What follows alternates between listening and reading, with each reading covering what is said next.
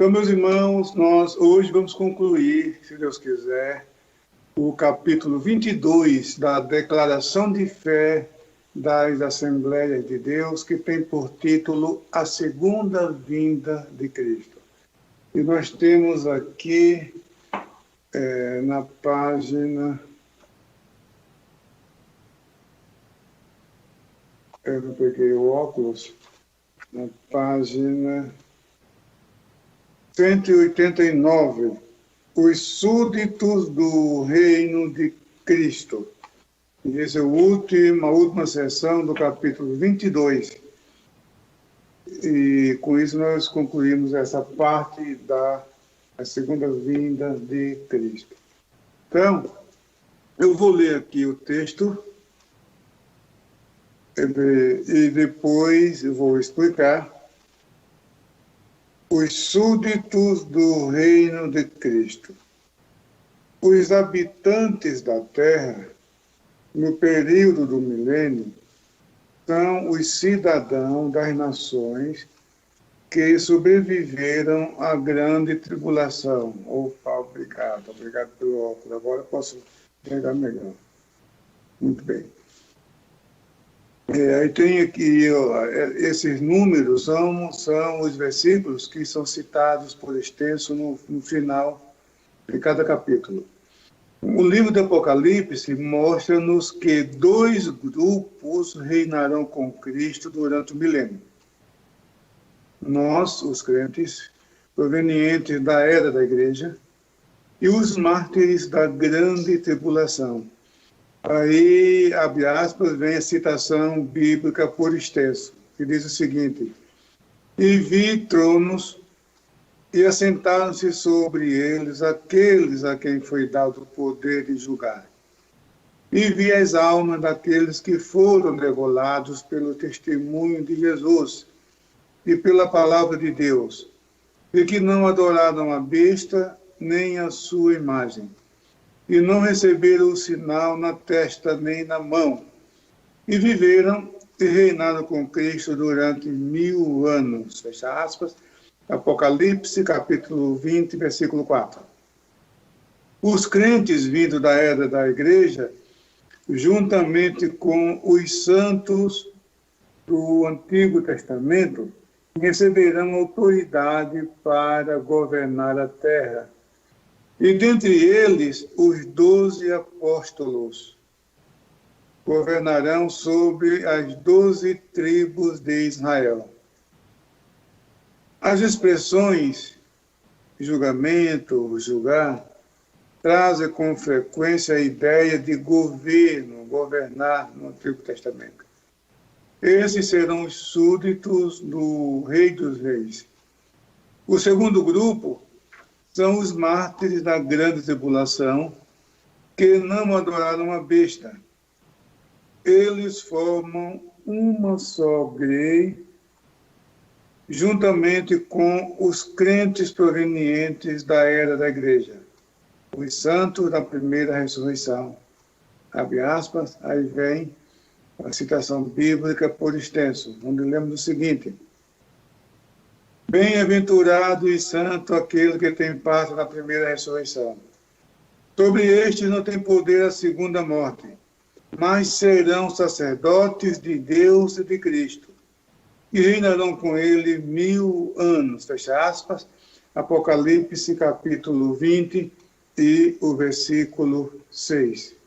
Amém. Muito bem.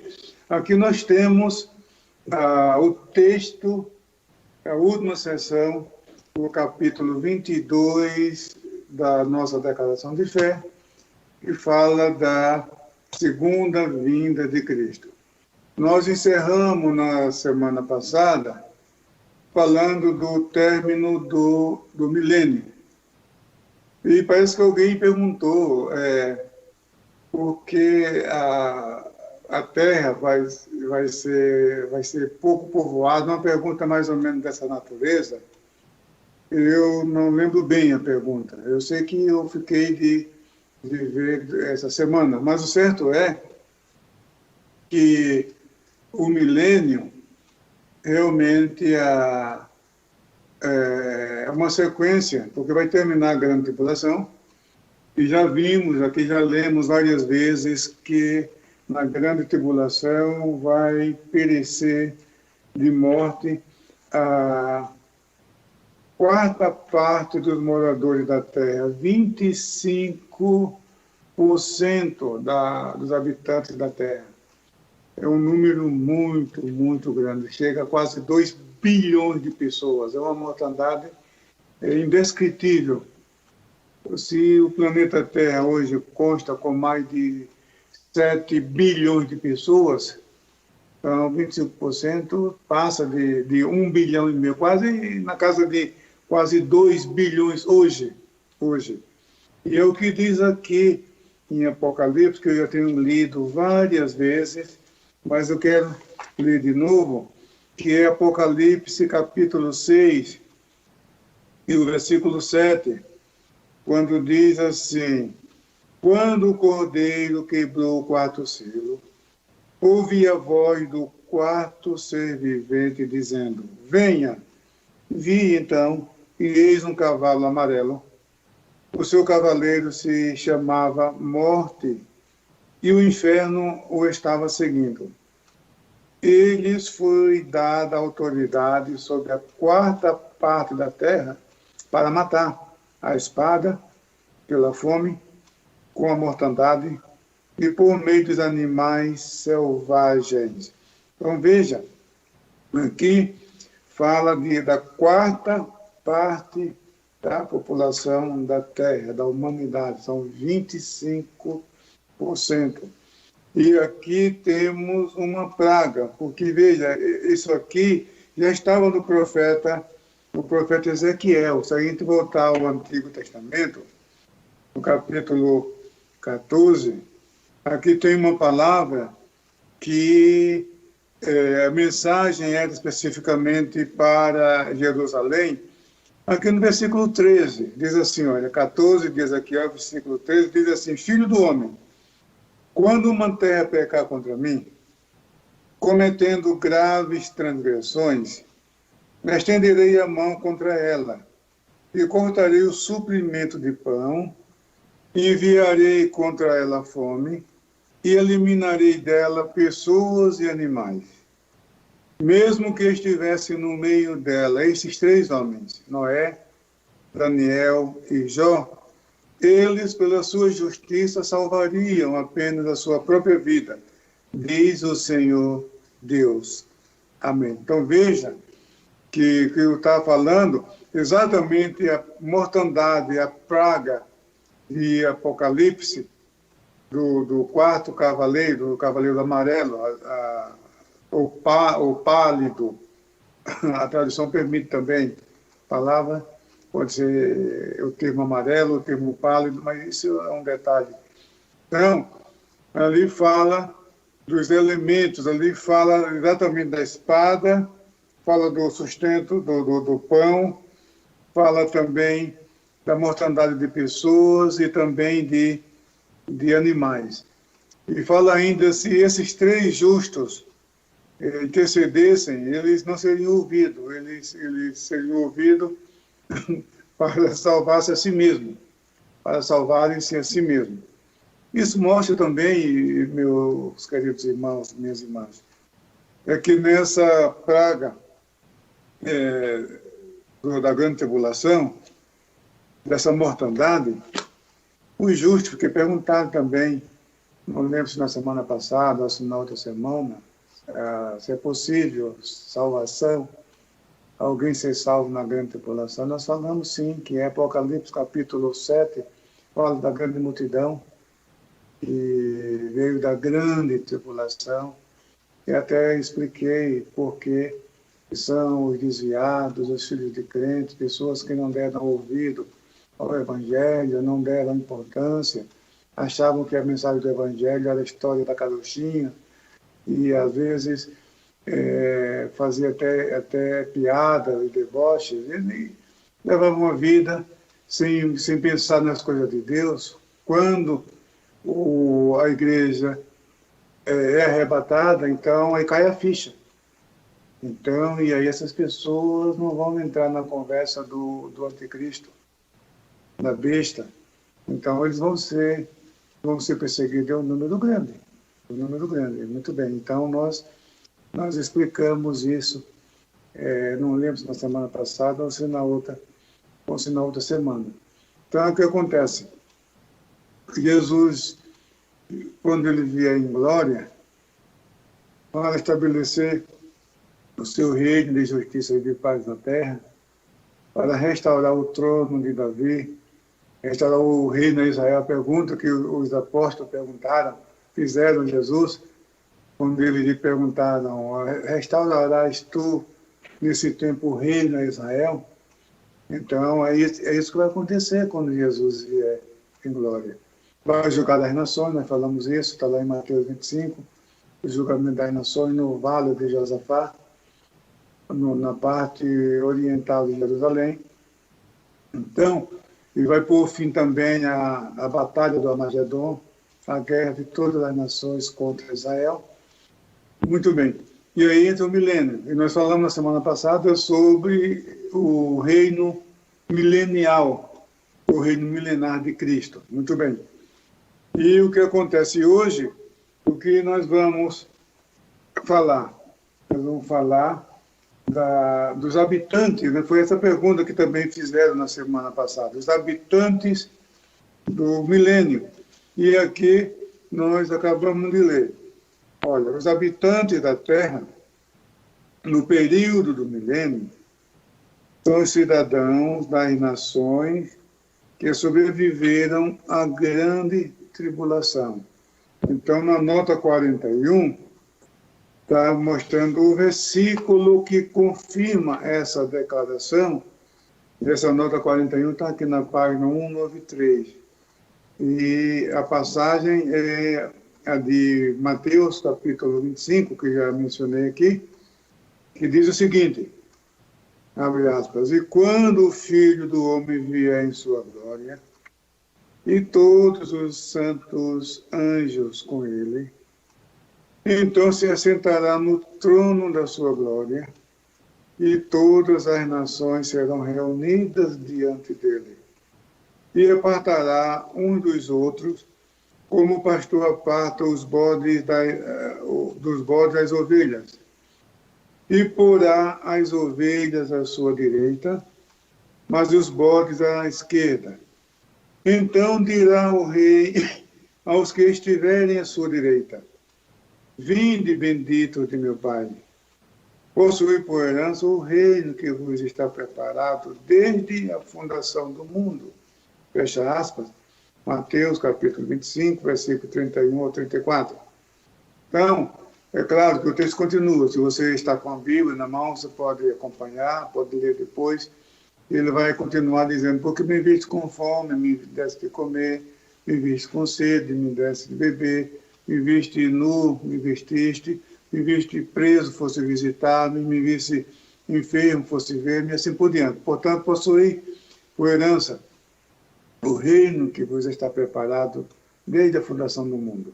E aí, aquelas pessoas, na verdade, que são as nações, eu repito, nós vamos na próxima semana já vamos dar sequência, vamos falar do juízo final. E aí eu vou mostrar que quando a Bíblia fala de juízo, de julgamento, vem logo à mente, à nossa mente, o juízo final, de Apocalipse, capítulo 20.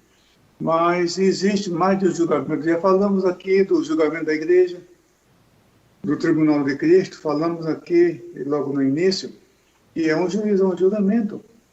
Então, a Bíblia de Estudo, Scofield, apresenta ali uma lista de 7 julgamentos.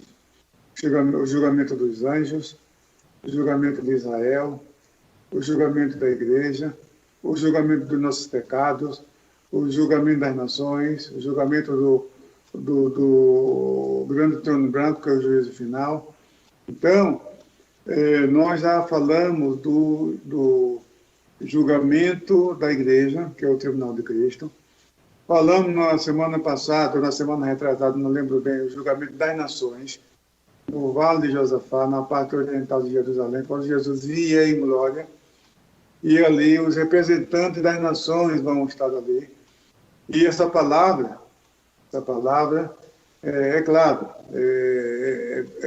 por entender que a linguagem bíblica, ela, e a palavra profética, ela se cumpre e às vezes volta a se cumprir, ela repete, tá? Ela não é uma coisa estática, ela é viva, Então ela tem vários significados, porque às vezes a pessoa aplica uma passagem dessa pessoalmente, às vezes tem fundamento, é necessário entender o contexto da mensagem.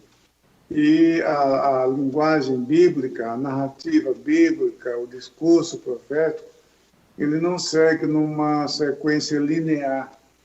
Então, às vezes a mensagem do final aparece no começo, do começo no final, e a gente tem que entender o que está lendo. Então, isso é muito importante para o estudioso da Bíblia, para interpretar a Bíblia, tá? Mas, na verdade, essa passagem de Mateus é o julgamento das nações. Aquelas nações que praticaram todas essas coisas, porque Jesus chamou de esses meus pequeninos irmãos. Os judeus são os irmãos de Jesus. Jesus é judeu. Se Jesus vivesse hoje, ele teria passaporte israelense. Ele é judeu. Ele é da descendência de Davi, da tribo de Judá. E em João, no capítulo 4, versículo 22, diz: a salvação vem dos judeus. Então, é um contrassenso alguém aborrecer Israel ou aborrecer o povo judeu, visto que nós somos salvos por um judeu. Jesus Cristo, o maior judeu de toda a história, o maior homem de toda a história. E o próprio Jesus ama os seus irmãos, apesar da desobediência da maioria deles, mas Jesus ama os seus irmãos. Ele já perdoou lá na cruz do Calvário. Ele falou: Pai, perdoa-lhes porque eles não sabem o que fazem. E isso ele não estava se referindo só aos malfeitores não que estavam ao seu lado, não estava se referindo àquelas autoridades que levaram Jesus à cruz, que na verdade não foram elas, foram os nossos pecados. Então, aquelas nações vão entrar para o milênio. São os, vamos assim dizer, os justos, os sobreviventes da grande tribulação, vamos assim dizer. Então, aqui nós temos, na nossa confissão de fé, o seguinte: o livro de Apocalipse mostra-nos que 2 grupos reinarão com Cristo durante o milênio. Quais são esses grupos? Nós, os crentes provenientes da era da igreja, e os mártires da grande tribulação. Só que os crentes da era da igreja, por que na declaração de fé vem essa informação, esse detalhe? Por que não falamos simplesmente da igreja? Por que usamos o termo da era, os crentes da era da igreja? Porque os justos do Antigo Testamento, aqueles que viveram antes de Jesus nascer, antes de Jesus vir ao mundo, que eram tementes a Deus, que eram piedosos, a morte de Jesus alcançou eles também. Por isso que Jesus falou para Tomé: porque creste, Tomé, mas bem-aventurados aqueles que não me viram e creram. Estava se referindo ao passado, aqueles que não viram Jesus pessoalmente e creram na vida do Messias. Então, Jesus morreu por eles também. Então, e aqui nós temos a citação bíblica, Apocalipse deixa isso claro. Quando fala aqui: ali vi tronos e assentaram-se sobre eles aqueles a quem foi dado o poder de julgar. E vi as almas daqueles que foram degolados pelo testemunho de Jesus e pela palavra de Deus, e que não adoraram a besta, nem a sua imagem, e não receberam o sinal na testa nem na mão, e viveram e reinaram com Cristo durante 1000 anos. Então, aqui temos aqueles mártires da grande tribulação. Nós já citamos ele aqui. Ele aparece lá no capítulo 6. No capítulo 6 de Apocalipse, parece que na abertura do 6º selo, onde lemos o seguinte, o versículo 9, capítulo 6, versículo 9. Quando o cordeiro quebrou... É o 5º selo, não, obrigado, o 5º selo. Quando o cordeiro quebrou o 5º selo, vi debaixo do altar as almas daqueles que tinham sido mortos por causa da palavra de Deus e por causa do testemunho que deram. Clamaram com voz forte, dizendo: até quando, ó soberano Senhor, santo e verdadeiro, não julgas nem vingas o nosso sangue dos que habitam sobre a terra? Então, esses cujas almas estão debaixo do altar de Deus, são eles que reaparecem aqui em Apocalipse, fazendo parte da primeira ressurreição. A primeira ressurreição, ela se divide em duas partes. Tem a primeira ressurreição, por ocasião do arrebatamento da igreja, que nós já lemos, e os que morreram em Cristo ressuscitarão primeiro. Ali é a primeira ressurreição. E essa do Apocalipse não é a segunda, porque a segunda ressurreição é a ressurreição universal, a ressurreição de todos os ímpios, de todos os incrédulos. Nós vamos falar isso lá na frente. Muito bem. Então, essa ainda é chamada de primeira ressurreição. Diz aqui, receberam, que não receberam sinal na testa nem na mão, e viveram e reinaram com Cristo durante 1000 anos. E mais na frente, nós vamos ler aqui, mostra que essa é chamada primeira ressurreição. Agora, os crentes vindos da era da igreja, juntamente com os santos do Antigo Testamento, aqui tem a nota 42. A nota 42 está remetendo o leitor, o irmão, à palavra de Deus, mostrando a citação bíblica que confirma essa verdade. Olha aqui, é a nota 42, que lemos o seguinte: ali haverá choro e ranger de dentes, quando virdes Abraão e Isaque e Jacó, e todos os profetas assentar-se-ão à mesa. Mas espera um pouquinho, eu vou ler aqui, né? Vou ler de novo. Ali haverá choro e ranger de dentes, quando virdes Abraão e Isaque e Jacó, e todos os profetas no reino de Deus, e vós lançados fora.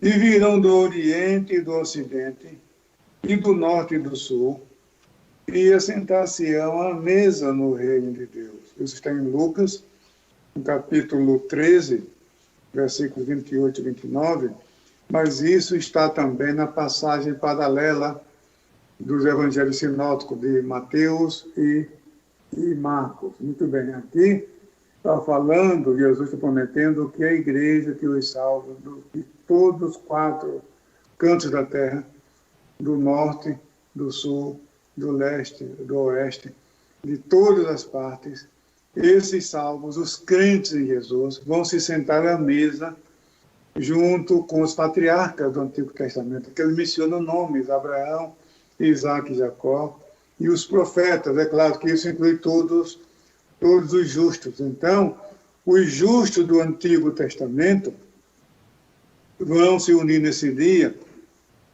aos justos da igreja. Por isso que a declaração fala que os que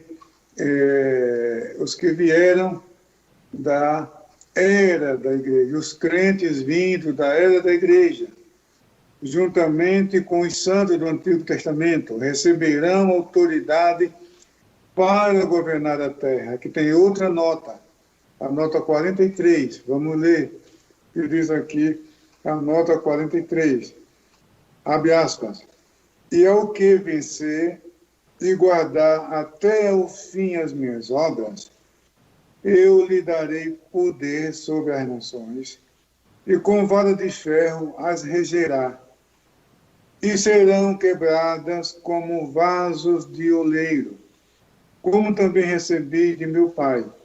Isso está em Apocalipse, fecha aspas, né? Apocalipse 2, versículos 26 e 27, e ainda outra passagem bíblica reforçando, confirmando essa declaração, que diz o seguinte, abre aspas, ao que vencer, lhe concederei que se assente comigo no meu trono, assim como eu venci e me assentei com meu Pai no seu trono. Fecha aspas, Apocalipse 3 e 21.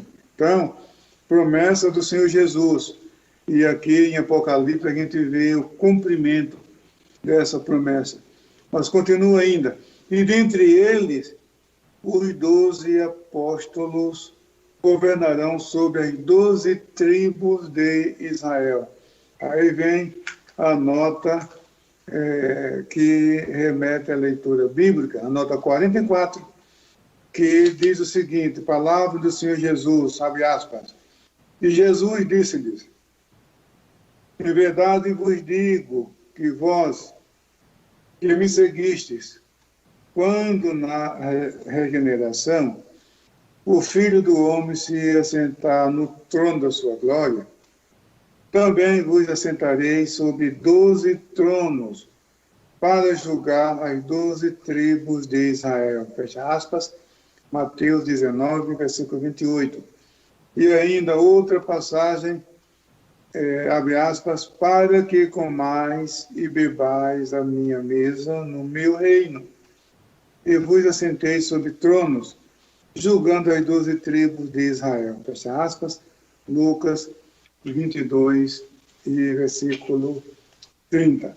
Então, é bom entender, deixar claro, que julgar aqui não está falando de juízes, não é que Jesus vai delegar autoridade para os apóstolos ou súditos do seu reino milenial, com a investidura de um juiz no contexto que nós temos hoje do poder executivo, desculpe, do poder judiciário. Não, tá?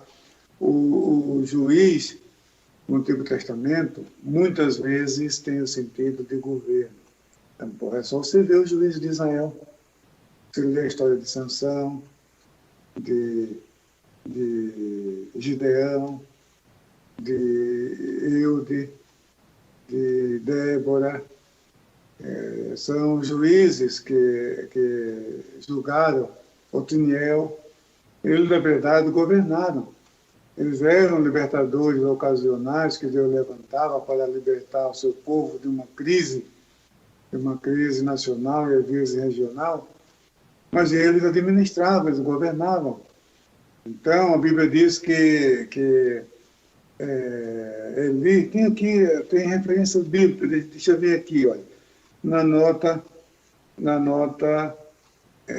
45, porque aqui explica as expressões, julgamento, julgar, traz com frequência a ideia de governo, governar no Antigo Testamento. E na nota 45 tem algumas citações bíblicas, não são todas, não é possível enumerar todas as passagens, mas algumas que para servir para mostrar que Jesus estava se referindo ao governo, à autoridade concedida aos apóstolos para governarem as 12 tribos de Israel. A nota 45, nós temos aqui algumas passagens bíblicas. A primeira diz o seguinte, abre aspas, e sucedeu que, fazendo ele menção da arca de Deus, ele caiu da cadeira para trás, da banda da porta, e quebrou-se-lhe o pescoço e morreu, porquanto o homem era velho e pesado, e tinha ele julgado Israel 40 anos. Olha aí, 1 Samuel 4 e 8. Tinha julgado Israel 40 anos, na verdade, ele administrou, ele governou. Então, o juiz tem sentido de governo também. Quer ver outro exemplo? Outra passagem, abre aspas. porque nunca se celebrou tal Páscoa como esta, desde os dias dos juízes que julgaram Israel. Nem em todos os dias dos reis de Israel, nem tampouco os reis de Judá.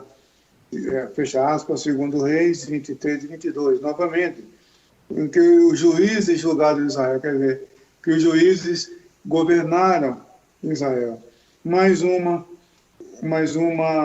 citação bíblica, para servir como exemplo, abre aspas. Então, Deus disse a Salomão, porquanto houve isso no teu coração, e não pediste riquezas, fazenda ou honra, nem a morte dos que te aborrecem, nem tampouco pediste muitos dias de vida, mas pediste para ti sabedoria e conhecimento, para poderes julgar o meu povo, sobre o qual te pus rei, fecha aspas, segundo Crônicas 1 e 11. Então veja, julgar, governar. Porque, na verdade, na época, o governo, o sistema político, não era como hoje, dividido em 3 poderes, que a gente ouve falar muito, a harmonia dos poderes, executivo, legislativo, judiciário. Naquela época, tinha juízes, sim, tá? Tinha poder judiciário também, não na estrutura de hoje, mas o rei julgava também. Então, mas julgar na Bíblia, em muitas passagens, mostra desrespeito a governo. Às vezes, sim, tem o juiz no sentido estrito da palavra. Ló, por exemplo, quando os enviados, os dois anjos que foram para a região de Sodoma e Gomorra, diz que Ló estava sentado à porta da cidade, era lugar de julgamento. Eram juízes que, para julgar demandas e litígios das pessoas, então, o juiz se sentava à porta da cidade, que seria uma espécie de sala de audiência, né, no padrão da época. Então, isso existia também. Eu quero deixar claro essa acepção da palavra julgar. Mas que Jesus fala aqui, aos 12 apóstolos, está falando de governo, não de julgamento. Porque quem vai julgar mesmo no juízo final é o próprio Jesus. Jesus disse, o Pai ninguém julga, mas deu ao Filho todo o juízo. Então, isso nós vamos comentar. Muito bem. Então, temos aqui, então, esses serão os súditos do Rei dos Reis, o Senhor dos Senhores, o Senhor Jesus. O segundo grupo são os mártires da grande tribulação, que não adoraram a besta. Aí a nota 46, já lemos, né? Já li aqui no texto, a passagem de Apocalipse 6, 9 ao 11, na abertura do 5º selo. Muito bem, então, o que acontece? E eles formam uma só grei juntamente com os crentes provenientes da era da igreja. São os santos da primeira ressurreição. Aí sim, aí vem a citação bíblica. Bem-aventurado e santo aquele que tem parte na primeira ressurreição. Diga só, que tem parte na primeira ressurreição. O arrebatamento da igreja já foi há mais de 1000 anos. Há 1007 anos antes, já houve a primeira ressurreição. Jesus levou sua igreja. Então, é interessante entender que aqui, olha, eu vou ler em João, no capítulo 5, me veio à mente agora, isso esclarece, que quando você lê isso, não pense que o intervalo entre a ressurreição dos justos e a ressurreição dos injustos são simultâneas, são na mesma época, não. Tem um intervalo de tempo que, às vezes, a Bíblia, aquilo que eu falei, necessário entender a linguagem bíblica. Olha, João, no capítulo 5, no versículo 28, diz assim, olha, não fiquem maravilhados. Estou lendo a Nova Almeida atualizada, né?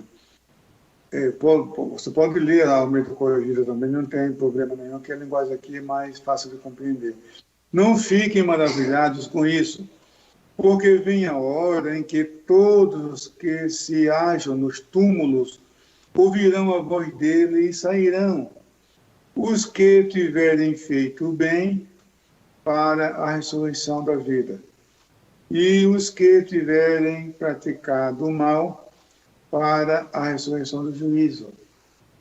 Então, nós vamos retomar isso aqui, talvez daqui a uns 15 dias ou umas 3 semanas, nós vamos, quando a gente for estudar o capítulo 23, que fala sobre o mundo vindouro, a gente vai entrar em mais detalhes, vamos tratar da ressurreição dos mortos. Então, eu quero apenas mostrar aqui que a primeira ressurreição tem 2 fases. A primeira fase é por ocasião do arrebatamento da igreja, e a segunda fase é aqui, no final do milênio, depois dos 1000 anos. Então, diz assim o texto sagrado: bem-aventurado e santo aquele que tem parte na primeira ressurreição. Sobre este não tem poder a segunda morte, mas serão sacerdotes de Deus e de Cristo, e reinarão com ele 1000 anos. Fecha aspas. Aí Apocalipse, capítulo 20, e o versículo 6. Então, aí nós teremos os súditos, os habitantes, os moradores do milênio do reinado de Cristo. Então, o milênio, aquilo que falei na semana passada, e alguém perguntou também, que o cenário do milênio é descrito no Antigo Testamento, o profeta Isaías, principalmente, no capítulo 11, capítulo 66, nós lemos aqui algumas passagens. Então, aquele cenário não é a eternidade. É testemunho de Jeová, elas não entendem, e ela fica de porta em porta orientando as pessoas, mas de maneira equivocada. Aquilo é o milênio, não é a eternidade. A nossa eternidade é na Nova Jerusalém. E a Nova Jerusalém nós vamos estudar no capítulo 23, e não é a Jerusalém terrestre, que é a sede, que será a sede. Essa é Jerusalém. Essa Jerusalém que está em Israel, é lá que vai ser a sede do governo de Cristo. Por isso que o profeta Isaías, no capítulo 2, no versículo 4, diz o seguinte: de Sião sairá a lei e a palavra do Senhor de Jerusalém. Lá vai ser a sede do governo. O profeta Zacarias também fala, o profeta Zacarias é o profeta que mais fala de Jerusalém. No capítulo 8 para frente é Jerusalém, de ponta a ponta. É o profeta, embora seja um dos profetas menores, mas é o profeta que mais fala sobre Jerusalém. E ele fala também do milênio, fala da posição de Israel, a profecia que ele fala ali, que está se cumprindo ainda hoje. Toda vez que eu vou a Israel, ou desculpa, todas as vezes que eu fui, né, porque eu não sei se eu volto mais ali, né, depois de tantas vezes que eu visitei a Terra Santa. Então, mas diz aqui, olha, eu vejo esse cenário lá e me chama a atenção, e às vezes eu até paro o grupo para mostrar o cumprimento, quer dizer, a profecia que é do milênio, que já começou a se cumprir. São o início, a introdução, o prenúncio. Olha aqui, capítulo 8, versículo 4. Assim diz o Senhor dos Exércitos: os velhos e as velhas voltarão a sentar-se nas praças de Jerusalém, levando cada um na mão a sua bengala, por causa da sua muita idade. As praças da cidade se encherão de meninos e meninas que nelas brincarão. Isso aqui eu vejo lá. Toda vez que entro na cidade de Jerusalém, eu vejo as crianças jogando bola, brincando. a profecia se cumprindo. E tem lá, em alguns locais, tem esse versículo gravado em pedras ali. E muitos anciãos, a gente vê ali andando de bengala, sabe, idade avançada. Às vezes eu paro, quantas vezes eu tenho parado o grupo e digo, olha, está vendo aquele grupo ali? E leio essa passagem, essa profecia está se cumprindo hoje. Mas isso é um começo, porque isso aqui vai se concluir lá no milênio. Então, é lá a sede do governo do Messias. Então, nessa ocasião, todo Israel vai ser salvo, sim. Aí eles vão reconhecer que Jesus é o Messias de Israel, porque eles não sabem disso ainda. Eles estão esperando o Messias já veio, e eles não se deram conta, não perceberam, mas naquele dia eles vão reconhecer. E todo Israel será salvo. Então, meus irmãos, minhas irmãs, eu paro por aqui e eu termino com essa última sessão, o capítulo 22, da nossa confissão de fé, a declaração de fé, que trata da segunda vinda de Cristo. E na próxima semana, se o nosso bom Deus assim permitir, na próxima terça-feira, se Deus quiser, nós vamos dar sequência com o capítulo 23, que tem por título O Mundo Vindouro, porque a escatologia não terminou ainda. Nós vamos estar com esse tema tão palpitante. Portanto, que Deus abençoe e caminhe a cada um dos irmãos. Tem pergunta, é? E bastante? Então,